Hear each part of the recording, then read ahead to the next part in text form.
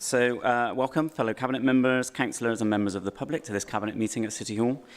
As usual, the agenda, papers and public forum submissions are available on the Council's website. A couple of housekeeping items. Can I please draw your attention to the emergency evacuation procedure, which is outlined in the agenda and is currently being displayed on screen? Thank you.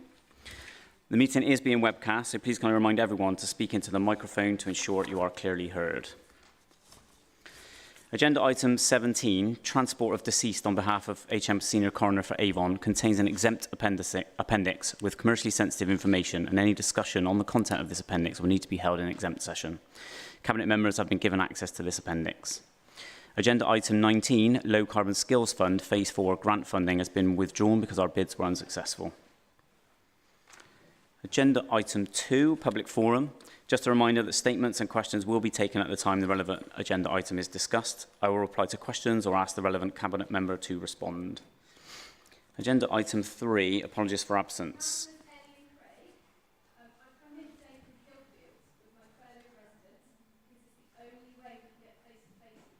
No, I'm sorry, there's no time for this. We have a formalised agenda. Thank you.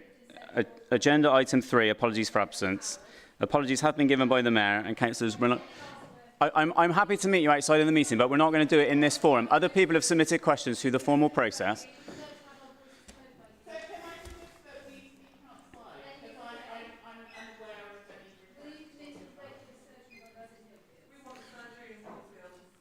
I will happily meet with you, but I will meet with you as individual residents, not as Acorn. I'm happy to do that.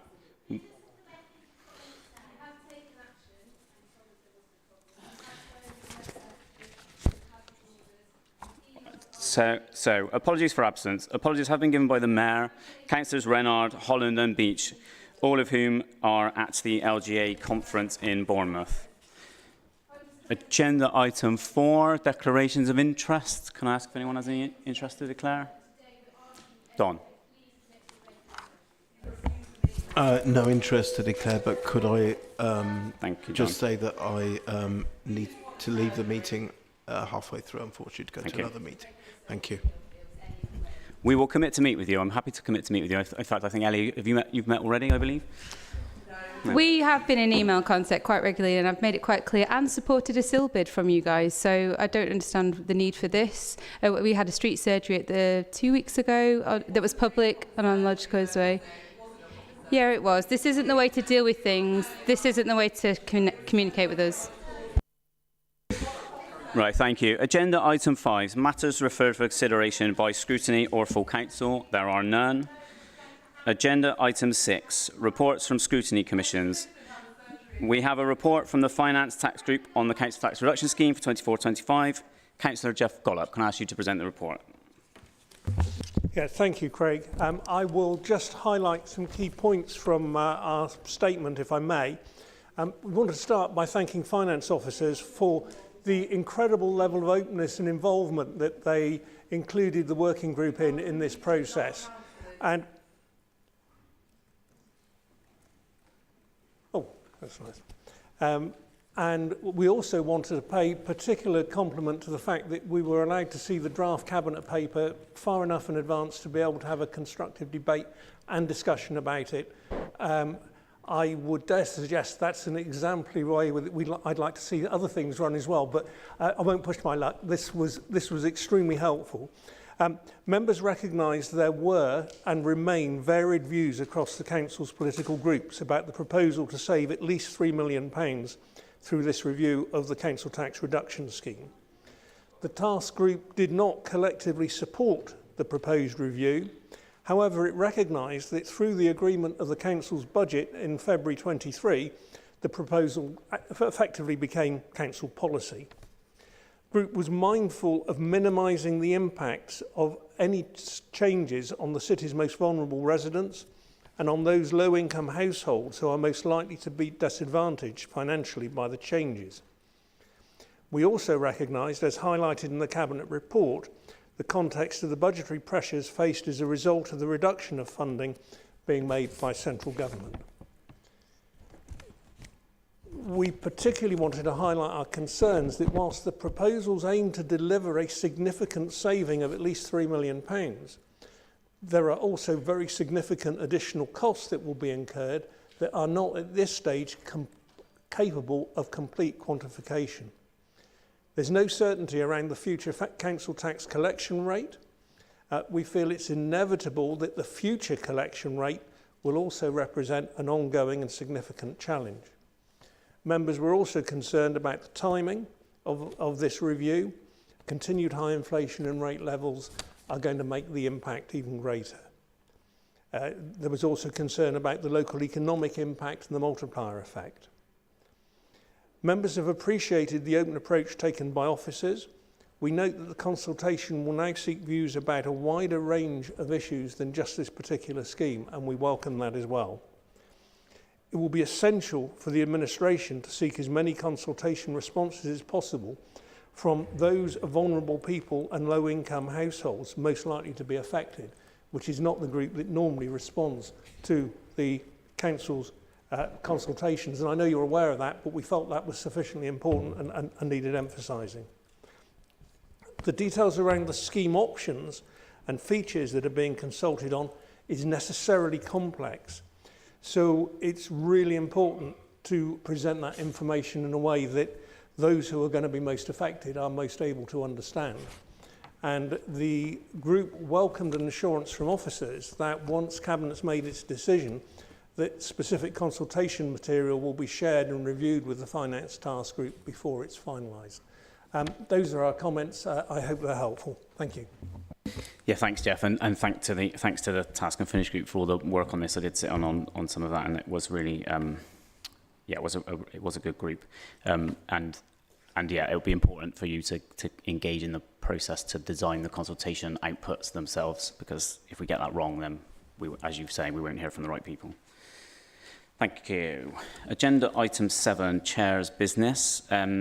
A couple of items of Chair's business. So firstly, I just wanted to recognise Doug Naismith, who sadly passed away this week. Doug was a councillor for Hillfields and Avonmouth from 1981 through till the 1990s, where he was an MP for Bristol North West, and I'm sure any of us that knew him are very saddened by his death.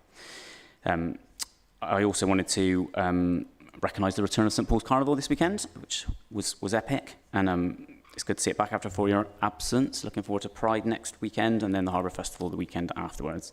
We've also, Councillor Ellie King, I think you wanted to make some points around the 2030 Action Plan of Food Justice Fortnight. Hi, thank you. Yeah, I just wanted to draw attention to Food Justice Fortnight, which is a series of events being held over this week and last week, drawing attention and having really collaborative discussions with communities and organisations around the city around food justice and how we get to an equitable food system. The event was opened last Monday by myself and the Mayor, and it brings around a lot of the work that's been happening to produce the food equality strategy and action plan, and also the Good Food 2030 framework. If you go into the Good Food 2030 website, it's a real hub of activity that's happening in the city, and it's a great way to find out about events and work and collaborations that are happening in the city. And if you're keen to get involved, that would be my first place to point you in the direction of. Good Food 2030 looks not only at food justice and how we get equitable food, but also at food waste, food procurement, how we get a sustainable food system feeding into Bristol, and our skills and education and our urban growing as well. So it's a really exciting document, lots to do in order to get to where we want to be, but it's really great to be a part of that work. So please visit the website and get involved. Great, thank you, Ellie. Okay, so now on to agenda item 8, Bristol City Docks Harbour Revision Order, and I will introduce this report. Recent Cabinet meetings have considered papers and projects related to the physical makeup of the harbour, the sluice gates, the harbour walls and bridge repairs. We've started projects to bring forward Capricorn Quay, and we've also looked at the swim pilot. Later in the agenda, we'll consider the Western Harbour, which will be a huge opportunity for investment in the docks estate and the infrastructure it needs to take it through the rest of the century. Of course, this is all related to the work we're doing behind the scenes to organise the harbour and make it match up to national best practice and make it sustainable for the long term. The paper today is the first step for a process to update the legislation which underpins the powers we use as a harbour authority to manage the docks and how our internal governance supports that. It will involve the Marine Management Organisation considering our submission and taking it forward to the Department for Transport, who in turn will get it before Parliament via the relevant minister. Needless to say, this is a long and technical process and will include opportunity for stakeholders to comment on the proposals. The draft order is attached to the report to show the direction of travel. One point for Cabinet to be aware of is the ring fencing of monies for the Harbour from the income raised. This is best practice, and we'll adopt the approach in the meantime as we prepare for final sign-off of the order and develop and agree the budget model for the Harbour. This, combined with the update of the powers we use and operate in the Harbour, will help us to modernise the docks and put it on a self-sustaining and financially secure footing for the future.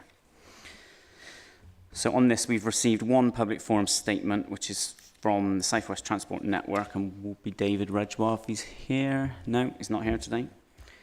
We also had a question from David, but he's not here. Second question we have was from Ben Ewing. Ben, are you here? Yeah.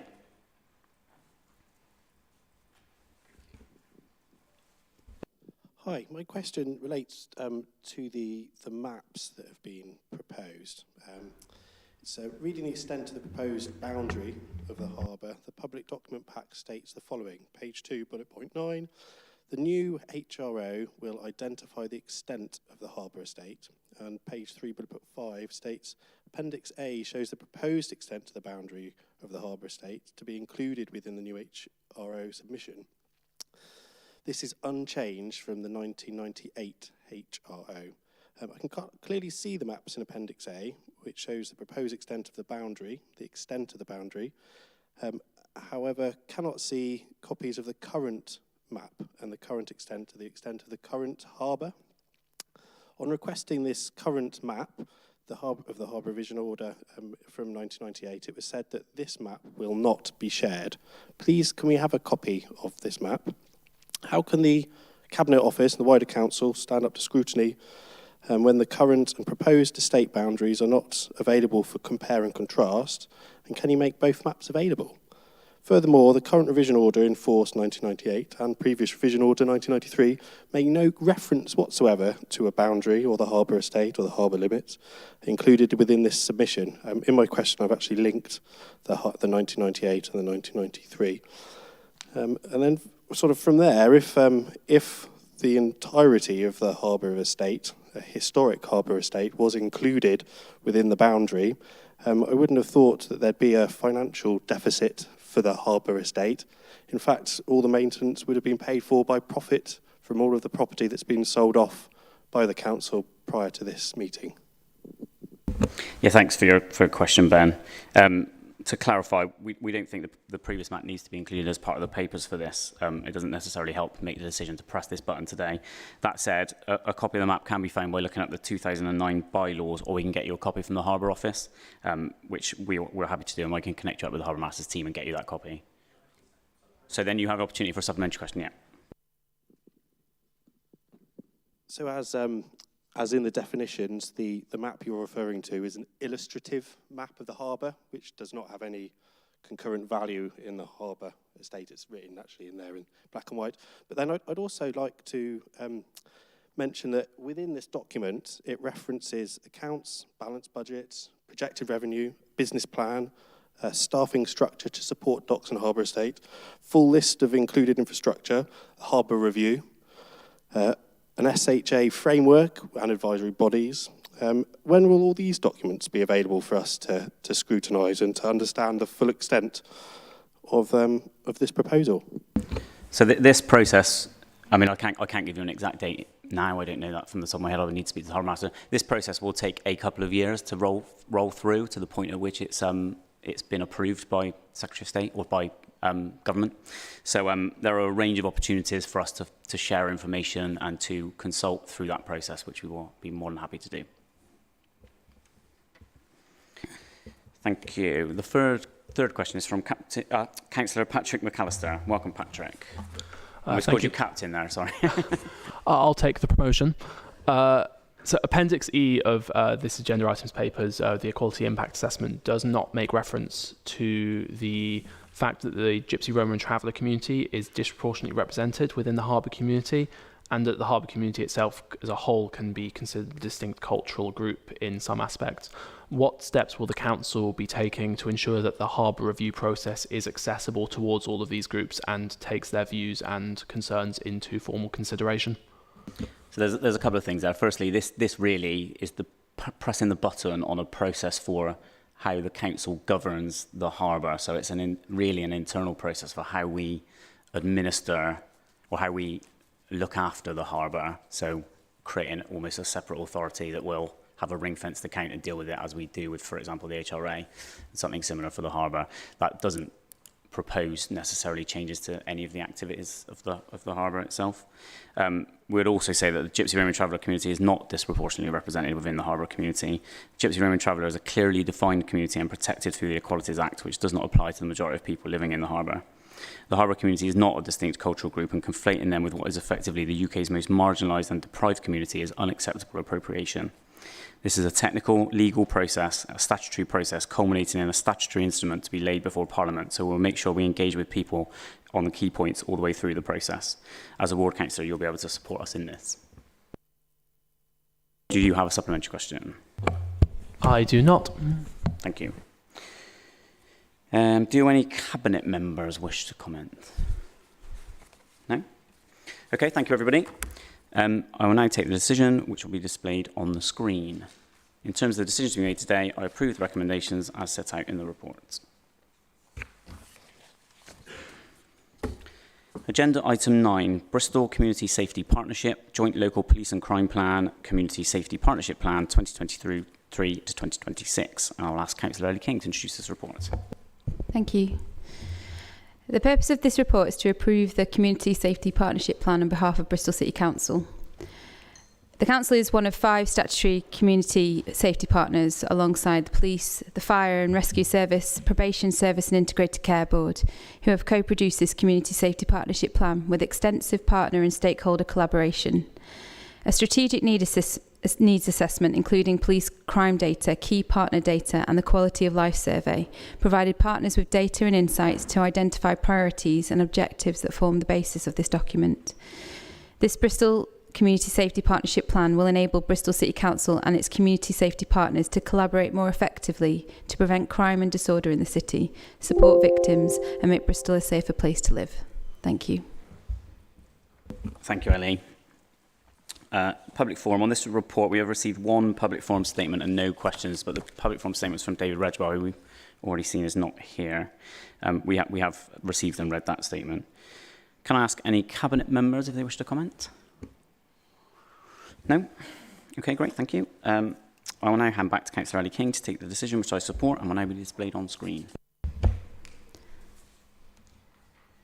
Thank you. In terms of the decision to be made today, I approve the recommendations as set out in the report.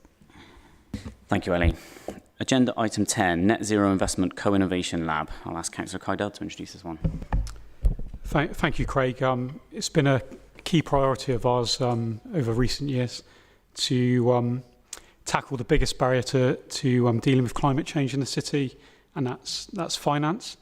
I think we worked out about 5 or 6 years ago, it cost roughly £5 billion to decarbonise the energy system of the city.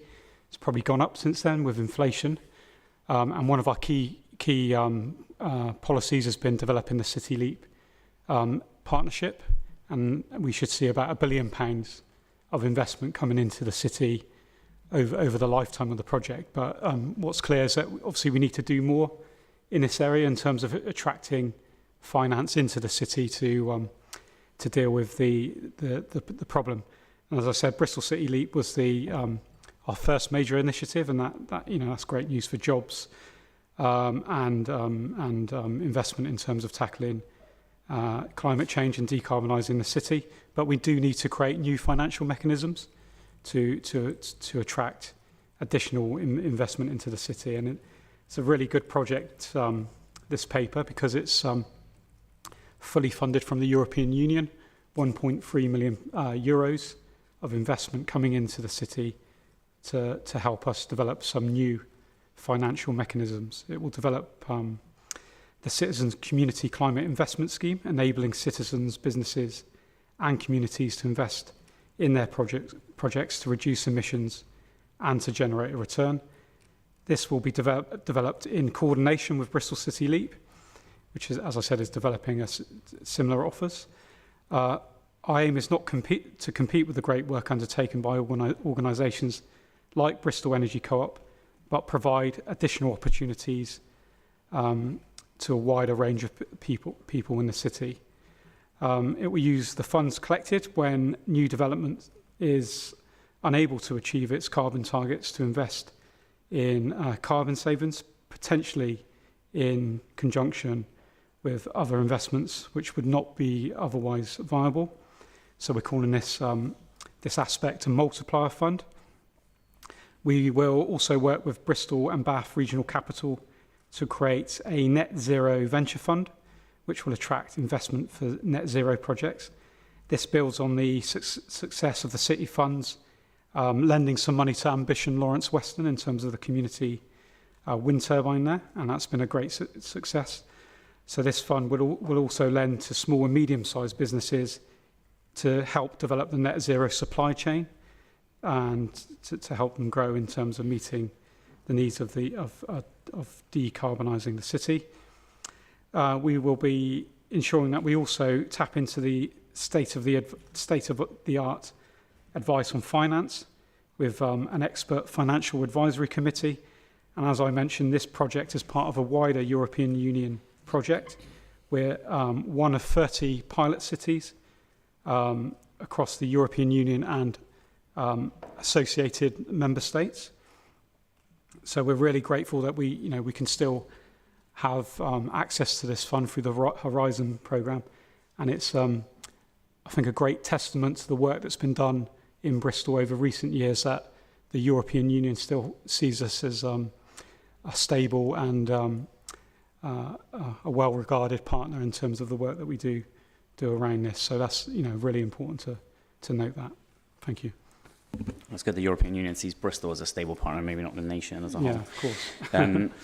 So we've had 2 public forum questions from this one, no public forum statements. The first question is from Councillor Martin Fodor. Welcome, Martin. Please ask your question. Yeah, thanks very much, Craig. Yes, of course, I welcome all of these initiatives and the fact the European Union is still willing to fund initiatives here, which is excellent and remarkable. You mentioned one of the aims is to bring finance into the city, Kai. My question is more about the finance that's been leaving the city. Bristol is known as a centre of ethical and social investment, has been for a great many years. Lot of capital from the city has been invested in other places. And for 3 years, I've been suggesting we should have progressed the community municipal investments model, which allows people here and elsewhere to invest in community-led projects that are endorsed by the council. My question is, what's the timescale for a community investment model like the community mutual investment to get funds actually put into projects in the city backed by the council? Thank you. Well, thanks, Martin. It's good to see the Green Party obviously supporting the work that we're delivering on as a city, which makes a little bit of a change to some recent projects like the heat network and clean air zone, school streets programme. But it's always good to. I always welcome. I think you're misleading people there, Kai. Just in terms of the and obviously just as a follow-on to your question there, we have been considering how we attract investment from citizens in Bristol in terms of projects. I mean that's been done through City Leap in recent years, and Abundance have come in as our partners to crowdfund from the city, so it was always a consideration. Obviously, this project is separate and additional to that, but in terms of the timing, that's yet to be determined. But we'll keep you up to date with the progress of that. So that for this particular aspect, and it will be done in coordination with City Leap as well, and the other projects that we've got coming through. Do you have a supplementary, Martin? Yes, I do. But firstly, I would like to say I think you're misrepresenting the entire Green Party when you're saying 3 of these things haven't been backed by people. That's just unfair. In terms of Abundance, they were partners in the community mutual investment model, which Bristol was one of the contributing authorities to the development of it. There were 4 authorities. We're the only one that didn't progress it in 2020, and you still don't know when it might take place. I'm just concerned we've lost about £1 million a year of private money coming into projects in the city. I accept there are lots of other bigger projects and longer timescales, but each year that it doesn't happen, people who have got money in the city are investing it elsewhere. I just wonder why, if you think that's acceptable. Well, we can't, as I said with my first answer, we can't really give you a specific date, but the best guess, it will take 6 months to develop this share offer. But I don't think we haven't been supporting the community energy ecosystem in the city. I think what you've referred to is one aspect, but I think our record's been really good on supporting community energy and the ambition. Lawrence Western Wind Turbine is a great example. We were helping to support the hydro project that didn't really come through on Neff and Weir. We've offered up the Bottle Yard studio roof. So I think our record on assisting and supporting community energy in the city is really good. We've got the Abundance platform that will be part of the City Leap project, where we're looking to raise about 10% of the capital for projects within the City Leap programme from crowdfunding and investment from residents. And then we've got this additional project that we're pulling together with funding from the European Union. Thanks, Kai. The next question is from Councillor Katie Grant. Katie, you want to ask her a question? Thank you. Thank you, Chair. Thank you, Councillor Dudd, for your presentation of this, as Martin has said, very welcome and interesting development. I welcome the initiative and definitely applaud the City and the Council for getting Bristol chosen for this opportunity by the Horizon Fund. The finance that the City and partners will receive appears to be intended to do two different things. One is the creation of the innovative green investment products that community members can afford and invest in. And 2 is to identify and disentangle barriers to investment in low carbon opportunities. Can you give any more information on how the fund will be split between these 2 objectives, and also between the 3 stated funds to be established, the funding platforms, the Citizen Community Climate Investment Scheme, Net Zero Venture Fund, and the Carbon Multiplier Fund?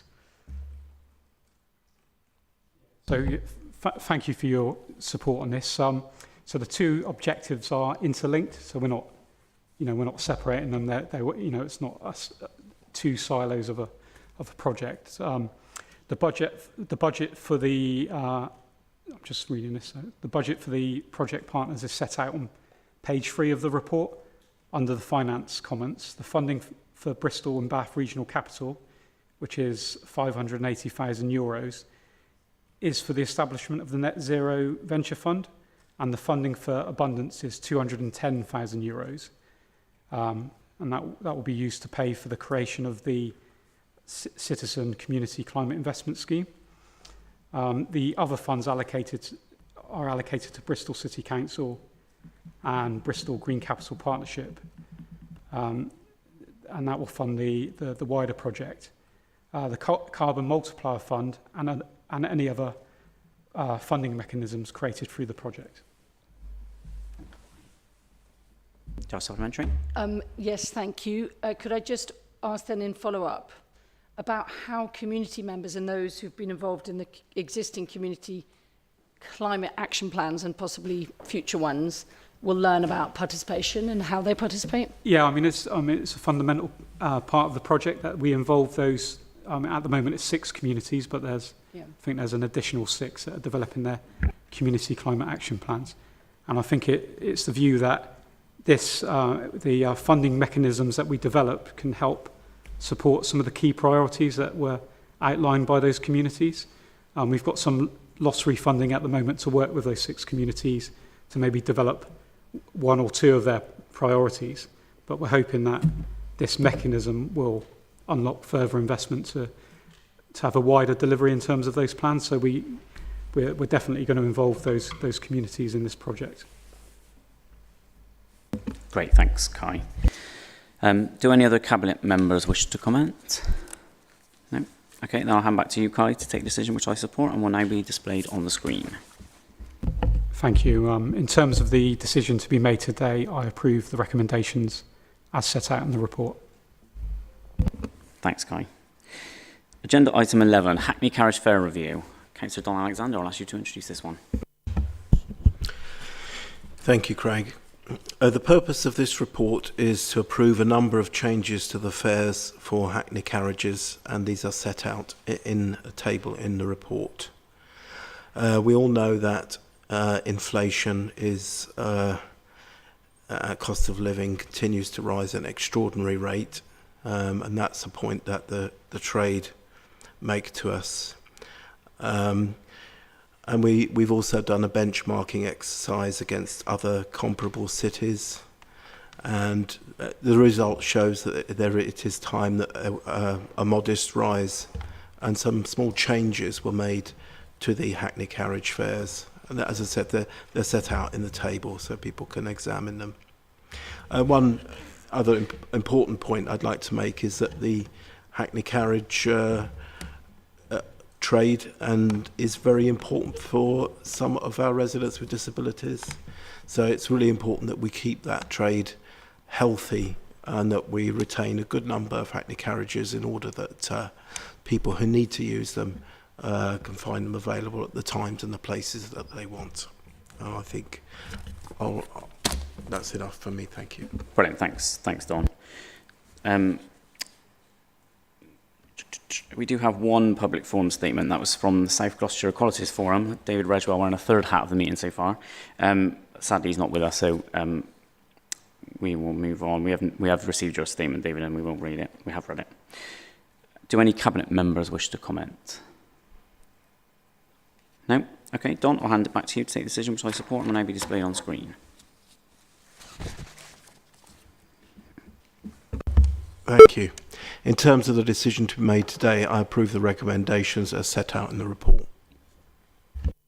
Thank you, Don. Agenda item 12, Western Harbour Master Plan and Infrastructure Delivery Plan. I'll introduce this report on behalf of Marvin. This is the acceptance of the funding through WECA for the next phase of the ambitious Western Harbour project, allowing the appointment of a master planning team to build on the consultation and engagement work done to date. It is important we seize the generational opportunity presented by the deterioration of the 1960s road network around Cumberland Basin, taking our chance to build a new community of homes in a sustainable location, deliver flood infrastructure and protect and celebrate the maritime heritage. As noted at the WECA Joint Committee, this is a city, if not regional, opportunity for Bristol, so it's essential we get the input of the whole city and work with people who want to get stuff done. We'll work with them and the city to champion this new stage through a refreshed Western Harbour Advisory Group. This paper sets out the process for application and appointments, and I'm pleased that John Savage has agreed to continue as chair while the group recharges, bringing his considerable experience as the group develops. It will be up to the group who it appoints afterwards. The NIMBYs who love to roll around on Twitter will never contribute anything other than their negativity to slow this process, but we know through our extensive engagement that many people see the potential of the road layout, the need for homes and the huge value people place in the area. We'll work with everyone bringing ideas and solutions to the table and as we approach the next exciting phase of master planning, giving more detail on the options we can eventually present to the city for feedback. On this report, we've received 3 public forum statements. The first is from Rachel McNally. Rachel, are you here? Great, thank you. Rachel, you have 1 minute.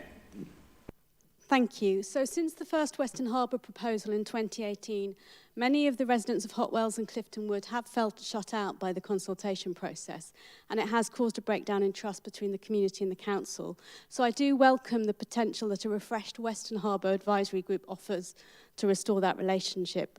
And I would like to see more detail about group recruitment and specifically for the local people.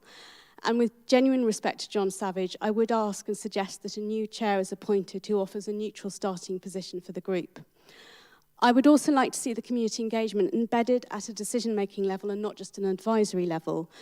And while the Western Harbour vision is aspirational, I would like to see clearer pathways on how it is delivered for communities.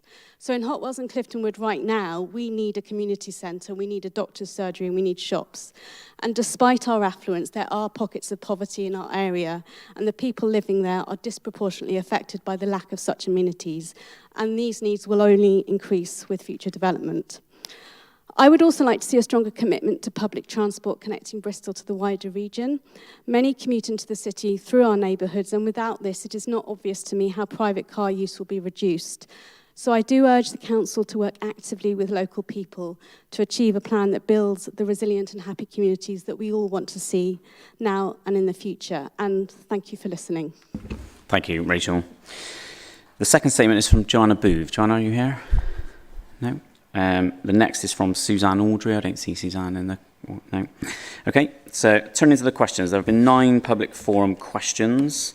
The first is from David Redgewell, who we've noted isn't here. The second from Suzanne Audrey, also isn't here. Martin Rands, are you here? No. The next question is from Dan Ackroyd. Dan, are you here? Dan. Hi, please ask your question, Dan. Oh, thanks. There are very few usable crossings from south to north in Bristol. It'd be an incredible tragedy if and when Bristol actually gets around to building a tram network that we found that the Cumberland Basin crossing that should have been a vital part of it, but because the master planning didn't factor in, it was impossible. Is it possible to set a requirement or guideline that the design of any road reorganisation includes reserving space for tram stops in the work done? Thanks, Dan. The master plan will need to give consideration to the joint local transport plan's vision of connecting people and places for a vibrant, inclusive and carbon neutral West of England, and the One City Climate Strategy published in February 2020, which sets out our own commitment to becoming carbon neutral and climate resilient by 2030. The document identifies BCC's commitment to reducing traffic levels across the city. In addition, the document sets out potential infrastructure to be implemented to achieve the associated transport objective. A tram system is inviable for the whole of Bristol. Trams are land hungry and unsuitable for a citywide mass transit. Only an underground can support the citywide segregated transport system. Do you have a supplementary question? You said that trams are not feasible across the whole of Bristol. I agree with that. But trams are definitely possible in parts of Bristol. They're definitely possible in parts of Bristol that have lost their bus services. Please will you start actually looking at building a tram network that meets the areas of Bristol that have had their transport cut off? Was that a question or? Yes. There are currently no plans to look at a tram network in Bristol. The next question is from Andrew Lynch. Andrew?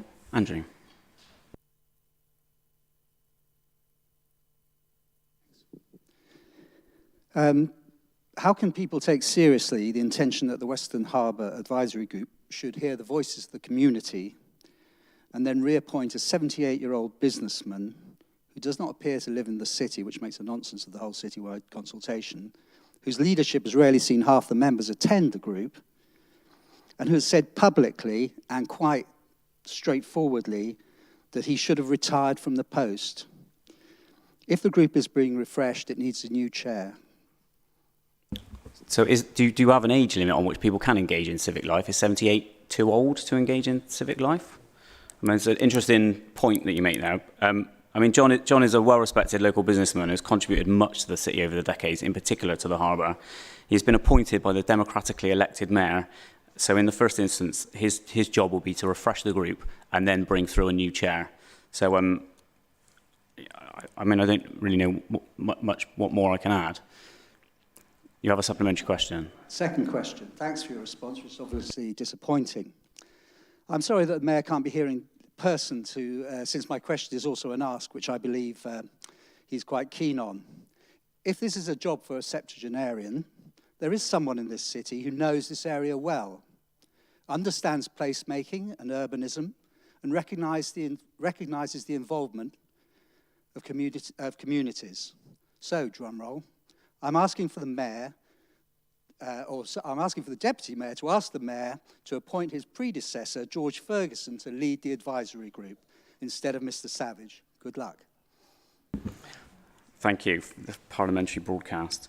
Okay, so next up, the next question is from Councillor Katie Grant. Katie, over to you.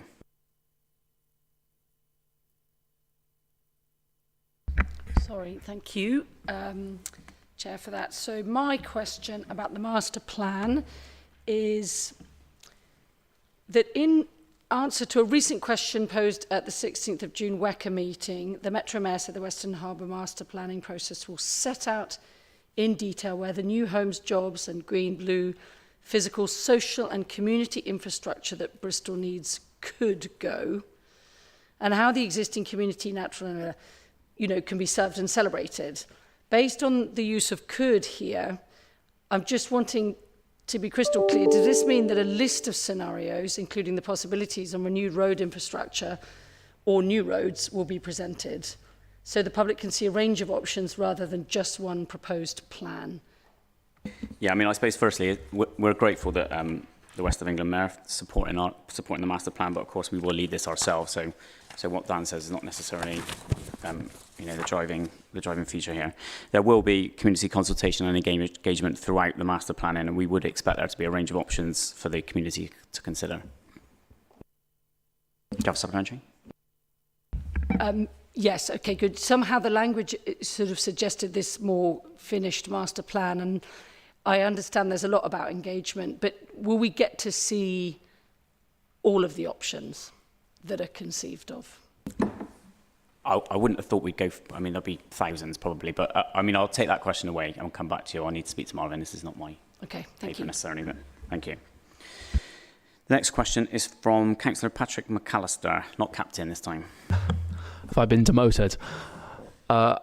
Thank you. I applaud the ambition of delivering 50% affordable housing in the Western Harbour area, as noted in the report. This target would go some way towards alleviating the chronic housing pressures Bristol faces. However, much of the development works required in the area are highly complex and therefore expensive. In particular, we've got the redevelopment of the bond warehouses, and expensive flood defences are likely to be required to enable residential buildings to be constructed safely. With this in mind, how confident is the administration that the target of 50% affordable housing is a realistic one? Yeah, thanks, Patrick. First of all, it's great to hear a Green Party councillor recognising the need to build homes. It seems we seem to be voting against them most of the time. The ambition of high level of affordable housing in the area was clearly articulated through the engagement undertaken on the vision for the Western Harbour, which is why it is a strong commitment in the final vision document. There will be a brief that is set for the master plan team. This will be in the brief that's set for the master plan team. We agree that there are a number of competing issues that we'll need to work through as the master plan progresses to ensure we have a deliverable scheme, and the 50% target is achievable provided that future administrations continue with the level of ambition. Do you have a supplementary? No, thanks. That's all from me. Next question, Councillor Townsend. Councillor Townsend, over to you. Can I just do my follow-up, please? Yes. Okay. So you've already inferenced that John Savage will at some point be replaced. Can you give the residents an idea of the length of time that you see the ex-merchant venturer and the ex-Labour candidate for Police and Crime Commissioner remaining as the chair until the agency is taken over and he's replaced? Thanks. Thank you. It's interesting because we just heard about another ex-merchant venturer, didn't we, that we were calling on to take over next. So we're going to toss up between ex-merchant venturers. Also, it's probably worth pointing out that while he stood as a Labour PPC, he also stood against the Labour Party in the mayoral election and, of course, supported George Ferguson in the last election. But all of that aside, I don't know how we don't know how long it will be, but I would expect John to get the group up and running, and then the group will elect their new chair once that's up and running. That would be my expectation. No, but 2-3 meetings, I don't know. Thank you. Do any cabinet members wish to comment on this paper? No, in which case I'll take the decision, which will now. Oh, sorry, Don. Yes, Don. Yeah, thank you. If I could just give the perspective of transport, which I always do when Western Harbour comes up. The Brunel Way Bridge, we hope to get some more data later this year on its anticipated lifespan. It is now very much at the end of its life, and whilst I understand that the chair of the advisory, whatever, is indeed a controversial, important discussion, that bridge will come to the end of its life when it comes to the end of its life without any alternatives at the moment. And I don't believe any of us want to replace a 1960s spaghetti junction at a cost of 50 to 100 million pounds.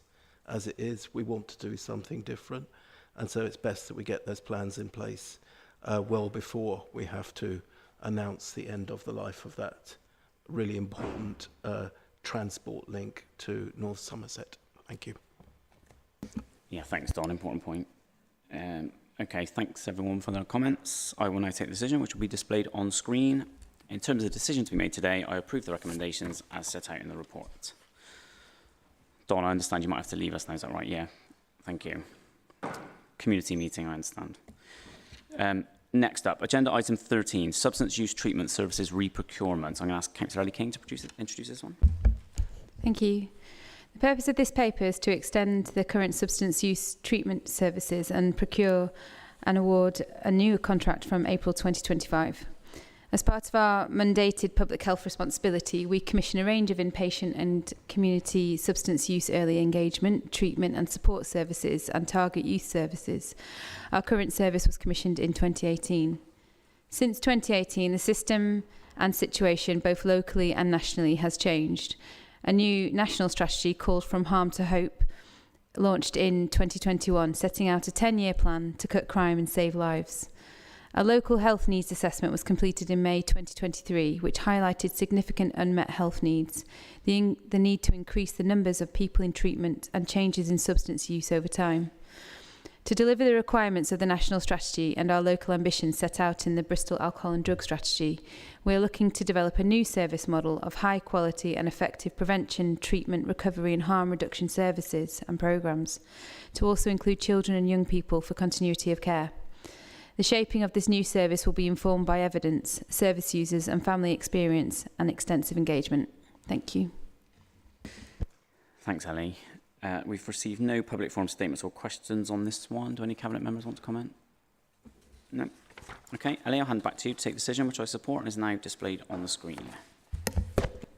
In terms of the decision to be made today, I approve the recommendations as set out in the report. Thank you. Agenda item 15, land charges, cost increases. I'll introduce this one. The purpose of this paper is for Cabinet to note the transfer this month of local land charge search function. Have we? Sorry. Apologies, I have skipped one. Agenda item 14, Bristol's targeted smoking cessation service. Ellie, sorry, that's for you as well. Apologies. It's okay. Thank you. This paper seeks approval to procure and award a new contract for a targeted smoking cessation service for Bristol's residents who are at the highest risk of ill health, disability and inequalities caused by smoking.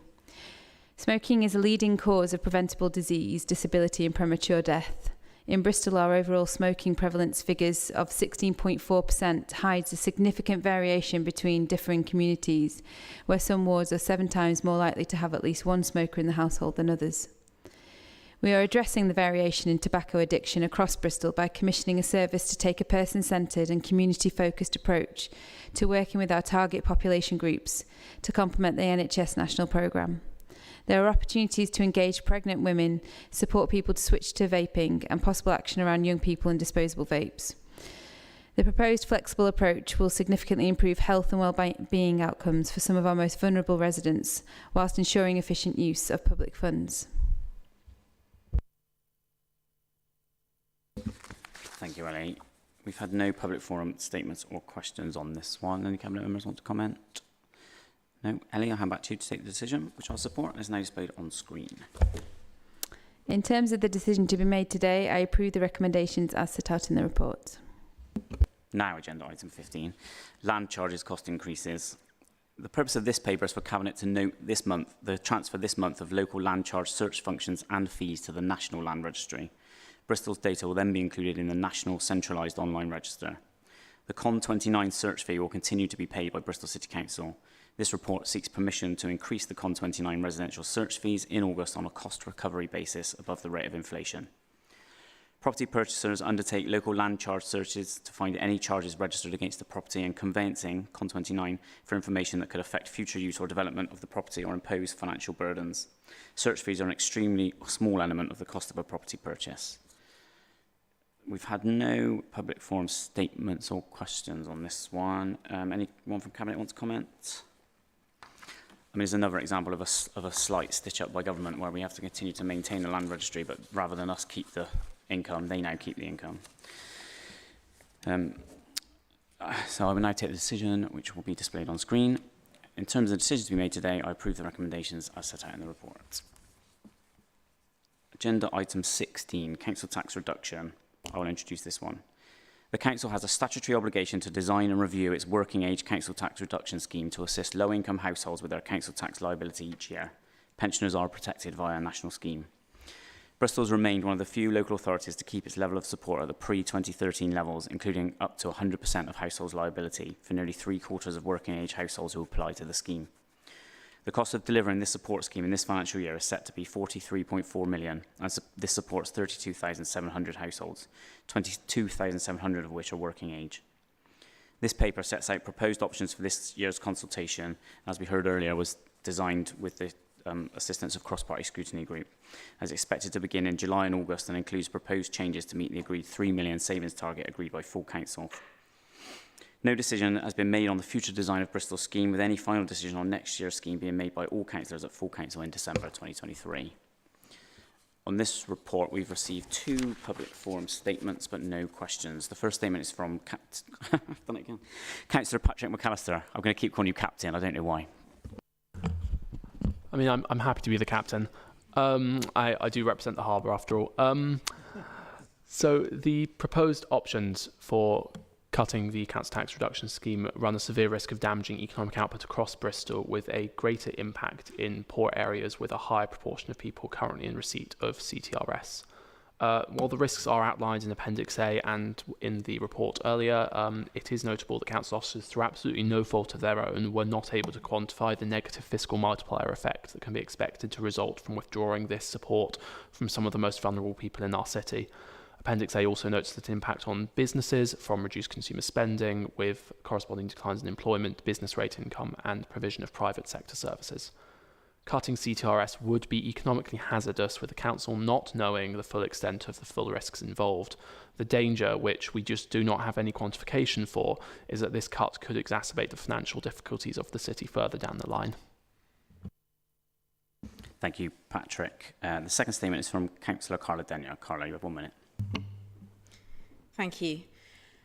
I understand all too well that council budgets have been brutally cut over the last 13 years of Conservative government austerity, and there is no fat left to trim. But of all the cuts we could make, cutting funding for the council tax reduction scheme must be one of the cruelest. It affects the very lowest income households the most. It will likely make people go hungry. It will inevitably see visits from bailiffs on the poorest people in Bristol, as it's already those that are under the most immense pressure due to the cost of living crisis, and they're simply unable to pay. I'm sure it will make people homeless.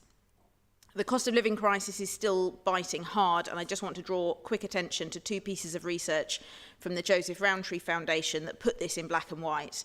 5.7 million low-income households in the UK are having to cut down or skip meals already, and the universal credit standard allowance is at least £35 too low per week to cover basic costs, meaning that 90% of low-income households on universal credit are currently going without essentials already.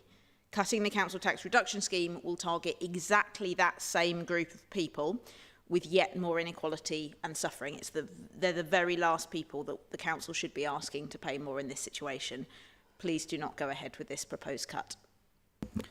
Thanks, Carla. I mean, I'd probably point out that, you know, as someone that grew up on council tax reduction, I absolutely understand, probably more than most people in this room, what it really means to be living on council tax benefit, or reduction as it's now called, and what that would mean if we hadn't had that support. I am not particularly happy with us having to do this, or even consider looking at this piece of work.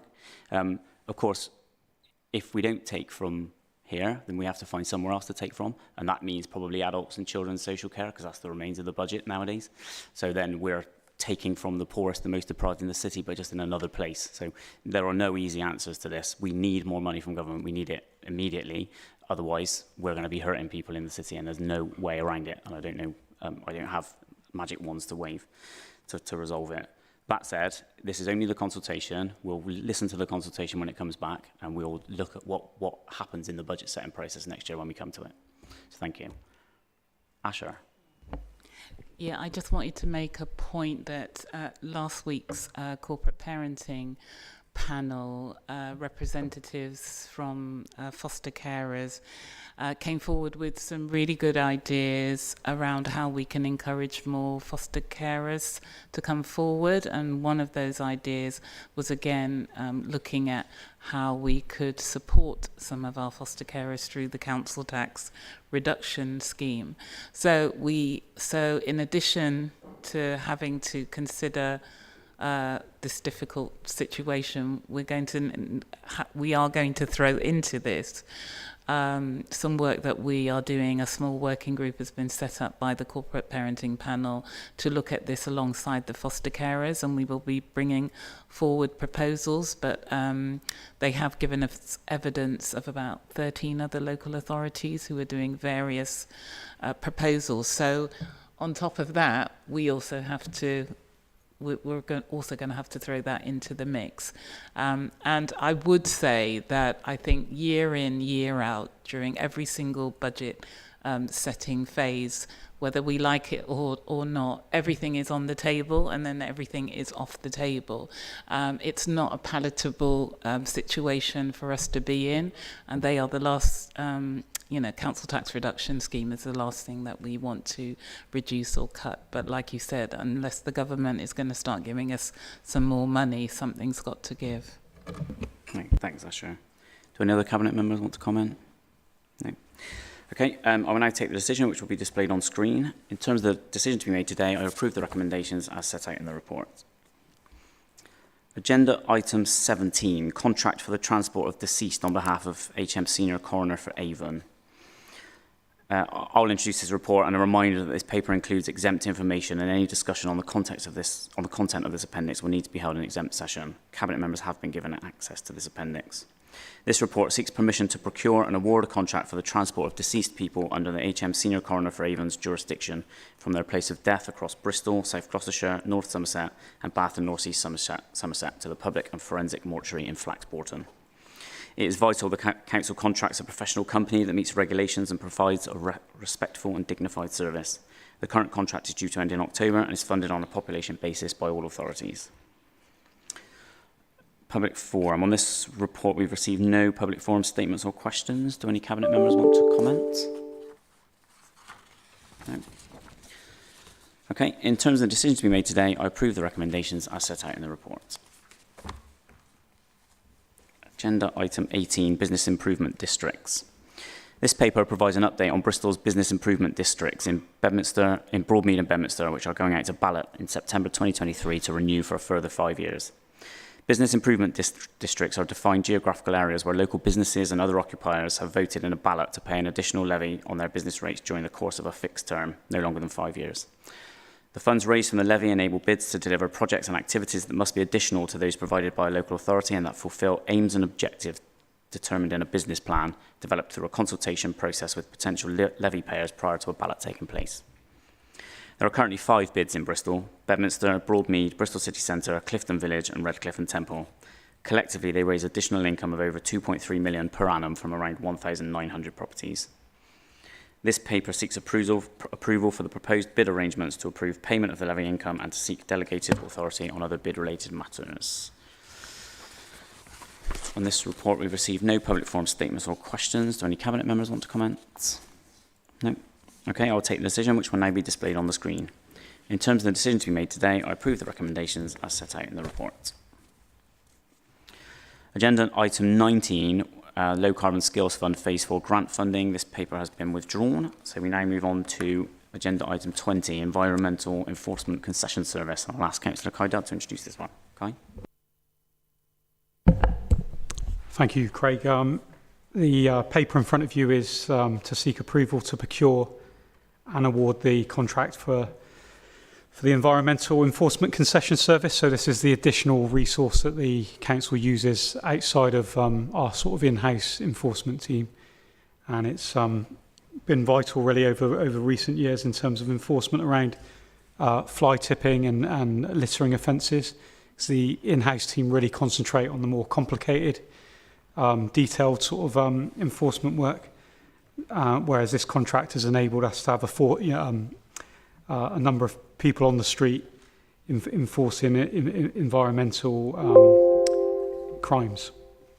Over recent years, we worked with a company called Kingdom from 2017 to 2019, and over that period, 12,000 fixed penalty notices were issued across the city, and out of that, 136 people were found guilty of littering offences in court. And then between February 2019 and the current date, we've been working with a company called 3GS. 19,000 fixed penalty notices have been issued, and 90% of them have been for littering offences. And since 2017, 2,500 people have been prosecuted in court for littering offences and other environmental crimes like fly tipping and dog fouling. So it's become quite a vital resource in terms of having that presence on the street and trying to change behaviours as well with that threat of enforcement. So I think it's important that we carry on with that. So the contract is coming to an end in February next year. So as I said, the purpose of this paper is to give permission to do the procurement and have a new contract with a successful bidder operating from March next year. Great, thanks, Guy. We have received one public forum statement, but that was from David Redwell, who's not with us. Do any Cabinet members want to comment? No? I mean, I just comment that, it's one of those things that probably most people in the city are crying out for more of, so it's great that we're re-procuring this. I can hand back to you, take the decision, which I support, and will now be displayed on. Thank you. In terms of the decision to be made today, I agree with the recommendations as outlined in the report. Thanks, Kai. Agenda item 21, Parks and Green Spaces Concession Contracts. Councillor Ellie King, over to you. Thank you. So this report seeks approval to commence the procurement process for concession pitches across parks in the City Docks estate for April 2024 to March 2027. There are currently 25 concession pitches across the City Docks and Parks estate. Each let is a separate lot, bringing in a combined income of $164,000. Concession pitches offer an opportunity to local businesses and members of the local community and startups, as well as more established mobile businesses. The evaluation criteria we use doesn't just focus on price, but considers the quality of the offer, as well as how it fits into and contributes to the local economy and community. We are optimistic that the upcoming round of concessions will yield increased income, which supports the ongoing maintenance and management of the city's parks and the harbour side. Thank you. Yeah, thanks, Ellie. We've received no public forum statements or questions on this one. Any Cabinet members want to comment? No? In which case, I'll hand back to you, Ellie, to take the decision, which I support, and will now be displayed on screen. In terms of the decision to be made today, I approve the recommendations as set out in the report. Thank you, Ellie. Agenda item 22, Estate Rationalisation Surplus Asset Disposals. I will introduce this one. In February, full council approved this year's budget, which included proposals to generate £36 million in receipts and make £4 million worth of revenue savings relating to the council's estate. It is essential that we meet our target to fund the transformation of services in the budget and the MTFP, medium-term financial plan.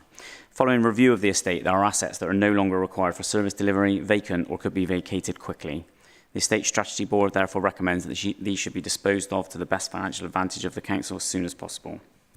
As we continue to review and rationalise the estate, monthly lists of disposals and overview of all potential sites will come to Cabinet. Under delegations, we don't need to bring any of these, but we're doing this for transparency. The proceeds from the sale of all land and buildings, subject to certain statutory limitations, will not be earmarked for use by a specific service, but will be pooled and applied to finance future capital investment. Jacob Wells Bath is on the list, but this doesn't preclude the CAP process if there is a bid that doesn't create cost or risk to the council.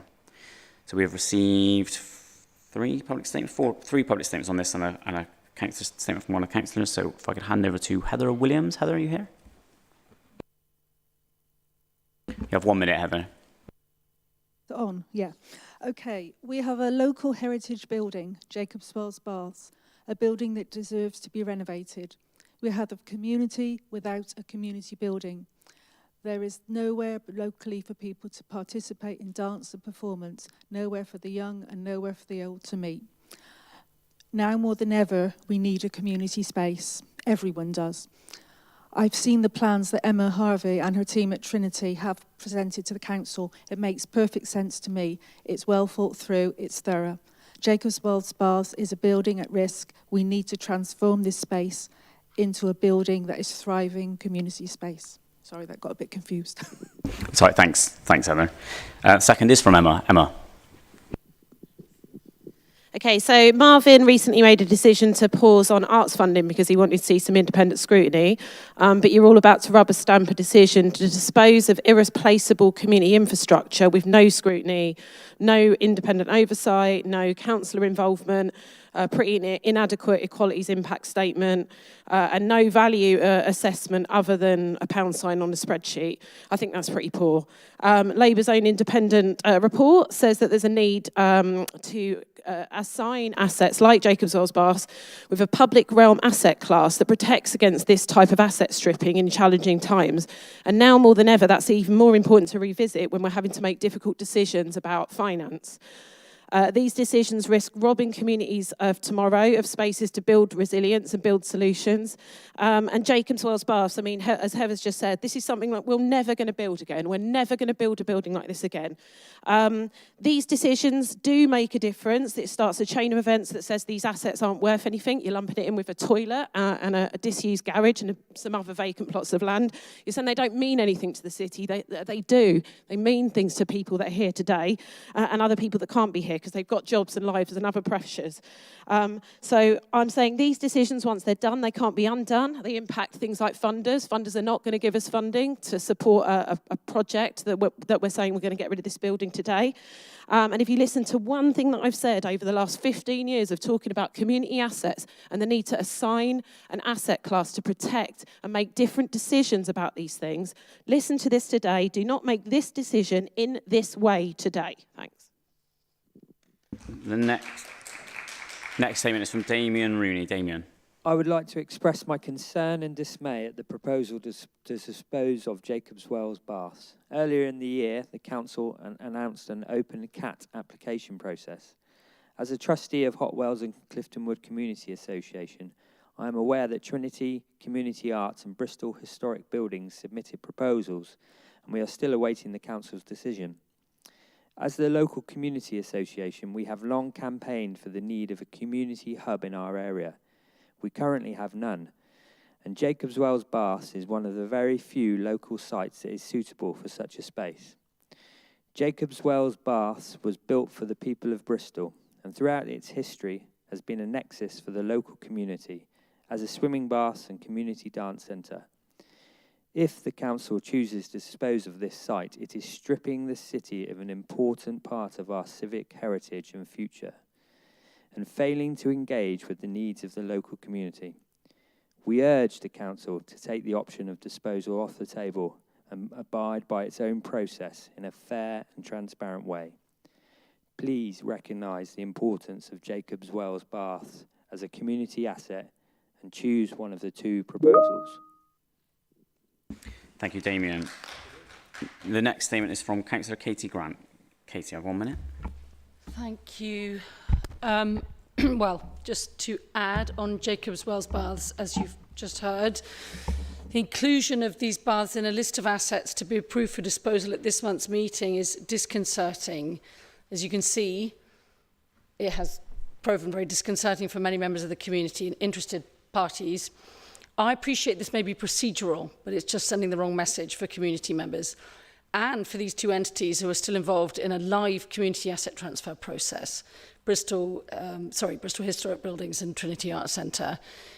I appreciate, Craig, that you have just said at the beginning of the introduction here that Jacobs Wells Bath's CAT process is not interfered with by the disposal, but that wasn't apparent in the papers. And I think, this is a building that is of enormous import historically and for community. More than 1,000 people have recently signed a petition asking for the baths to be restored and used again.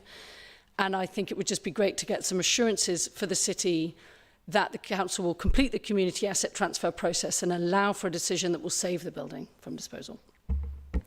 Thanks, Katie. I mean, there's a couple of things. Firstly, it's probably worth pointing out that in light of the conversation we just had about council tax reduction scheme, this building is costing us tens of thousands of pounds a month to maintain as it is. We don't have that money, we just don't have it. And any process or any offer that requires the council to continue to take any of that risk is a difficult thing to countenance. At the same time, the CAP process is still open. The closure date of the most recent part of the CAP process was the 30th of June. That's still being kind of worked through. So this doesn't preclude that process, doesn't stop that process from happening. It's just, you know, facilitates the next steps of what we need to do. So we've had 2 public forum questions, the first of which is from Councillor Fodor. Martin. Thanks very much. Yeah, well, you've heard how important people regard this building and this kind of asset. The report says £36 million of capital receipts has to be raised from asset sales this year. And of course, we deplore austerity and the impact it's had on council funding. Selling off land and buildings is one way, short term, to deal with funding problems. But I worry about the cannibalisation of public assets.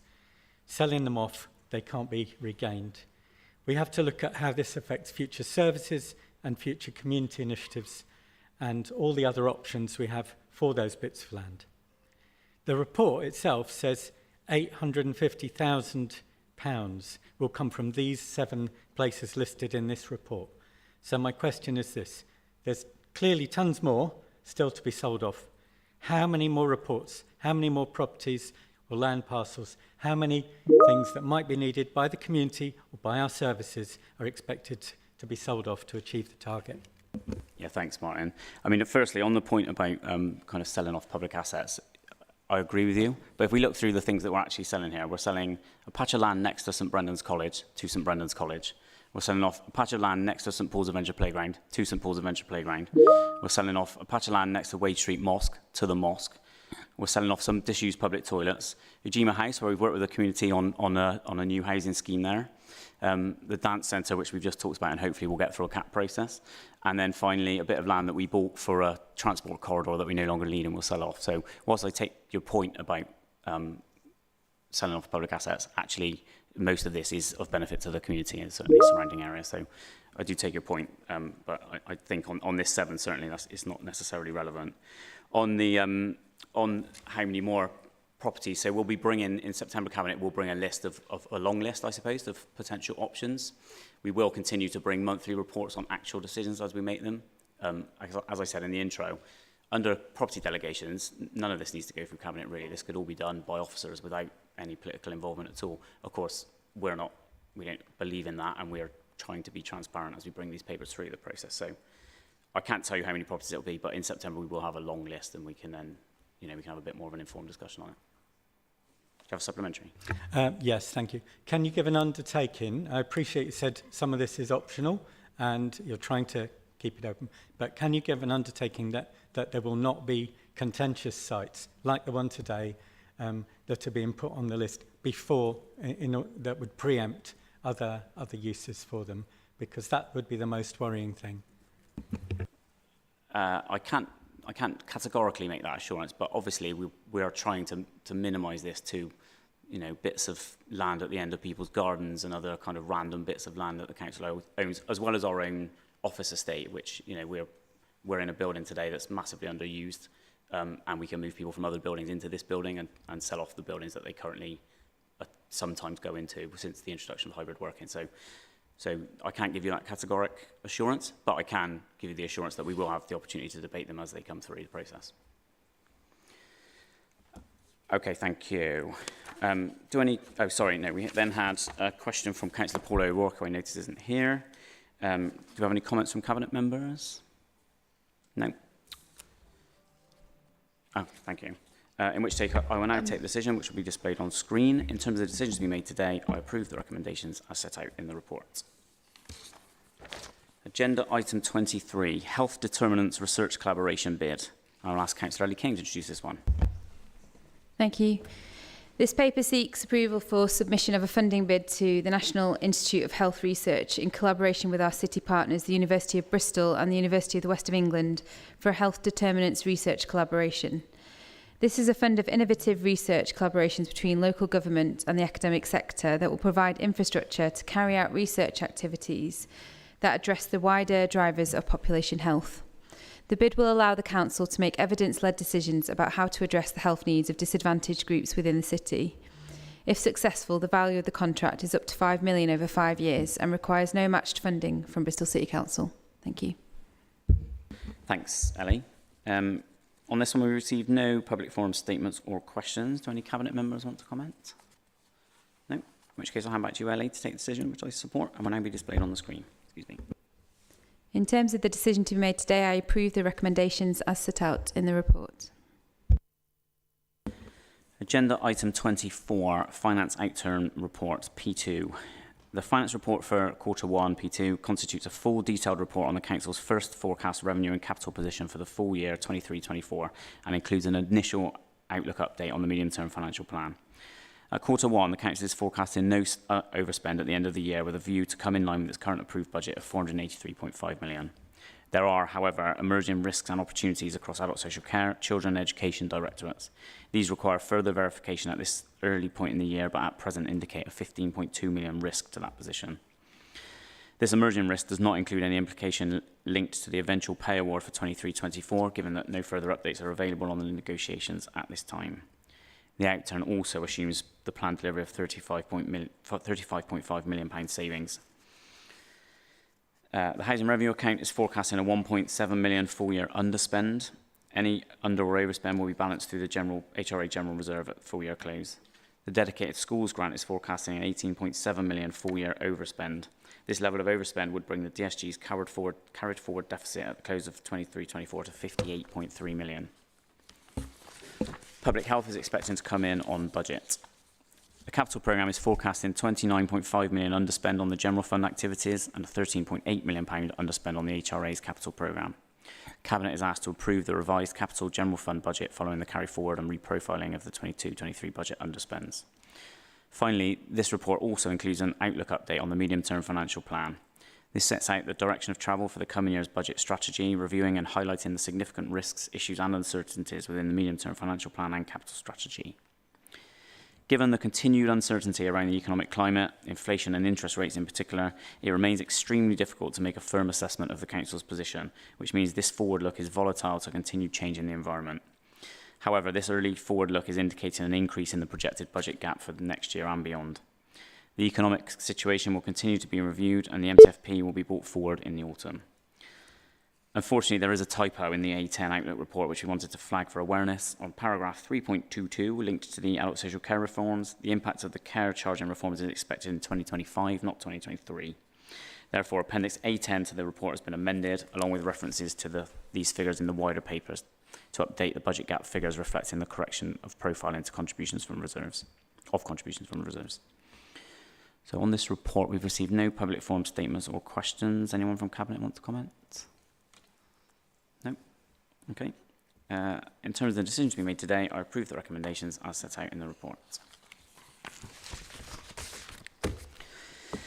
Agenda item 25, annual report of write-offs. Writing off uncollectible debt is a key component of effective income management. It is recognised that where a debt remains unpaid after exhausting all appropriate recovery methods and is deemed to be irrecoverable, or where there are extenuating circumstances, the debt will be recommended for write-off. The Council will seek to minimise the cost of write-offs to Council's taxpayers by taking all reasonable and economical debt action necessary to recover any monies that are due. There will be certain circumstances where it is appropriate to consider writing off the amount owed. Approved reason for write-off of debts broadly fall into two categories. Firstly, those debts that the Council is unable to collect, such as where the customer is deceased and left no estate, the debt has been remitted by the court, where it would cause the customer hardship to enforce payment, where the customer cannot be traced, where the customer served a prison sentence to discharge the debt, where the age of the debt precludes recovery, or where the debt is statute barred. And secondly, those debts that are deemed uneconomic to collect, such as if the amount is under £10, where legal action is unlikely to be cost-effective, or it is in the Council's interest to agree a negotiated settlement of part of the debt. It is also recognised that on occasion it may be appropriate to write off a debt for other reasons. The value of write-offs during 22-23 totalled £8.563 million, as is detailed in the report. The data relating to parking services penalty charge notices does not include any data relating to the clean air zone. A full report on the operation and impact of the CAS is due to be published in December 23. Work is ongoing to benchmark and profile write-offs for any future reports. On this item, we've received no public forum statements, but we have had a public forum question, which is from Councillor Townsend. Councillor, over to you. Thank you. Do you want me to read it out? Okay. So the table shows that almost 3.4 million of this write-off relates to parking charges. As Nav just said, it doesn't include the CAS. So the question is, how much is written off in an average year from parking charges? I mean, so the question was around a kind of percentage amount. It's quite hard because obviously, so taking those various reasons why we would write it off, so the resident has died, sometimes that can take a long time to play through the system, so it's impossible to kind of, or it's very difficult anyway, to know in what year the PCM was issued. So therefore, it's very hard to know as a percentage, you know, how many were written off compared to how many were issued. That said, I can tell you how many were issued this year and how many were written off, and that gives a percentage, but it's not necessarily a relevant one. So there were 221,260 with 41,165 written off, which is about 18%. But of course, as we say, that could be over a number of years because there are numerous reasons, as I mentioned, for why we might write off the debt. So as a follow-up then, so I mean, it appears to me this is quite a lot. So I'm just wondering how this particular line compares to last year or the year before, or do you have different lines that come forward year on year to write off? Yeah, we can have a look at last year's report and I can give you that information. I don't have that in front of me now. Right. Yeah, I can come back to you on that. Do any Cabinet members want to comment? No? Okay. In terms of the decisions to be made today, I approve the recommendations as set out in the report. Nearly there, folks. 2 to go, I think. Yeah. So, agenda item 26, Corporate Risk Report. Cabinet are asked to note the Corporate Risk Register as a working summary report of the critical and significant risks from the service risk registers as at June 2023. The Corporate Risk Register sets out the critical, significant and high-rated threats and opportunity risks. All other business risks reside on the service risk registers. A programme of work has been undertaken to review and revise afresh each CRR risk description and the department's risk registers. The scope of the work included, where possible, the identification of new risks and a fresh look to confirm ongoing risks are current, along with the actions to mitigate the risks. I'd also like to correct an error that's on page 1. The risk score of CRR 15 was updated to 21, not 14. The eagle-eyed amongst you will have noticed it was correct on page 6. On this report, we received no public forum statements or questions. Does anyone in the Cabinet want to comment? No. In terms of the decision to be made today, I approve the recommendations as set out in the report. And finally, agenda item 27, the Q4 Quarterly Performance Progress Report. The Q4 Performance Report is the last in the year's quarterly performance cycle, setting out how the Council is performing against the actions and metrics set out in our annual business plan. The papers contain a link to a Power BI dashboard for members to explore at their convenience. Members have had sight of the report in advance, and this report is just for noting. We've received no public forum statements or questions. Any Cabinet members? No? Okay. I will now take the decision, which is displayed on the screen. In terms of the decision to be made today, I approve the recommendations as set out in the report. Thank you, everyone. That's the end of today's meeting. Thanks, everyone, for attending. There's no Cabinet in August, so the date of the next meeting is the 5th of September 2023. Thank you.